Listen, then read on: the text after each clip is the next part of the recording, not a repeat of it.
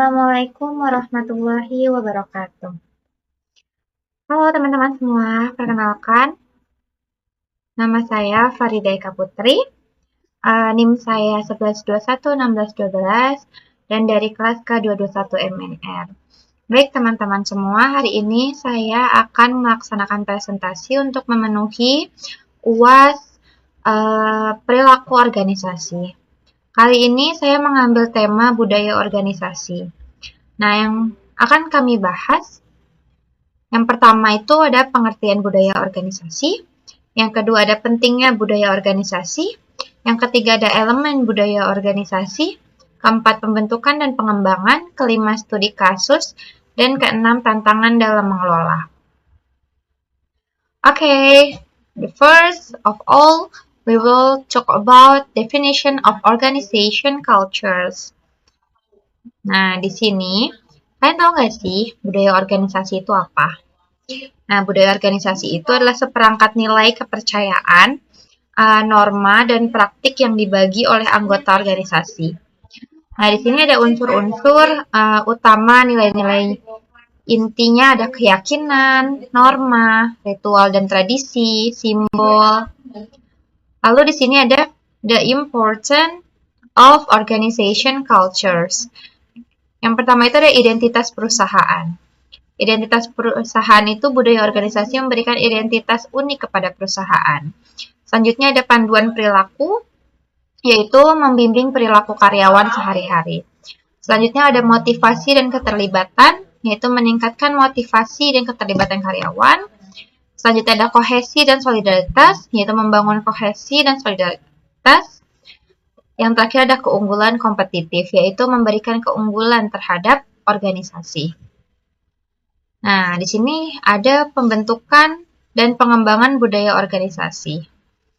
Pembentukannya itu ada pengaruh pendiri. Terus ada juga lingkungan eksternal dan interaksi internal. Pengembangannya itu ada kepemimpinan yang kuat, pelatihan dan pengembangan, komunikasi yang efektif, dan pengakuan penghargaan. Nah, di sini juga ada elemen budaya organisasi. Elemen-elemen budaya organisasi itu memiliki beberapa, seperti tadi nilai-nilai inti, yaitu prinsip yang menjadi dasar tindakan dan keputusan, norma, aturan tidak tertulis yang mengarahkan perilaku, ritual dan tradisi, aktivitas rutin yang memperkuat budaya, simbol dan bahasa, logo, slogan, dan bahasa khusus yang digunakan, terus cerita dan mitos, yaitu narasi yang menggambarkan sejarah dan pencapaian perusahaan. Terus di sini juga ada studi kasus. Nah, di sini pada awal 2000-an Google memperkenalkan program 20%. 20% time yang memungkinkan karyawan menghabiskan 20% dari waktu kerja mereka untuk proyek yang mereka minati, meskipun proyek tersebut tidak terkait dengan tugas utama mereka. Ini adalah salah satu contoh nyata dari komitmen Google terhadap inovasi dan kesejahteraan karyawan. Itu Paul Bahait, seorang insinyur perangkat lunak di Google, memiliki ide untuk menciptakan layanan email yang lebih baik. Dia merasa bahwa layanan email yang ada terlalu lambat dan sulit digunakan. Dalam kerangka 20% time, Paul memulai mengembangkan proyek ini dengan dukungan dari budaya perusahaan yang mendorong inovasi. Paul dan tim kecilnya mengembangkan Gmail. Mereka fokus pada kecepatan kapasitas penyimpanan yang besar dan fitur pencarian yang kuat. Dan pada tahun 2004, Gmail diluncurkan sebagai produk beta. Nah, di sini ada hasil implementasi budayanya. Yaitu pertama itu ada inovasi berkelanjutan. Jadi program 20% time ini melahirkan produk-produk inovatif seperti Gmail dan Google News. Lalu ada kepuasan dan keterlibatan karyawan. Karyawan merasa dihargai dan didukung untuk mengejar ide-ide mereka yang meningkatkan keterlibatan dan motivasi. Terus juga ada kepuasan pengguna.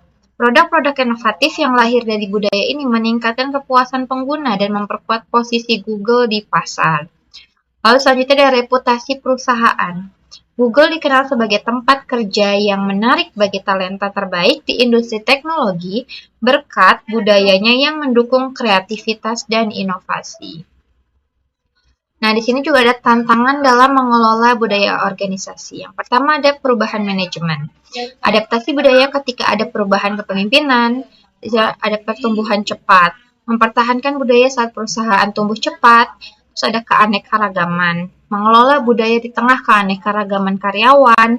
Lalu yang terakhir ada komunikasi, yaitu menjaga konsistensi komunikasi budaya di seluruh organisasi. Nah, di sini budaya organisasi adalah fondasi penting bagi keberhasilan perusahaan. Pembentukan dan pengembangan budaya membutuhkan upaya yang terus-menerus. Tantangan dalam mengelola budaya harus dihadapi dengan strategi yang tepat. Berikut adalah kesimpulan dari materi yang saya bahas hari ini. Nah, baik teman-teman, terima kasih banyak. Selebihnya mohon maaf jika ada kekurangan. Wassalamualaikum warahmatullahi wabarakatuh.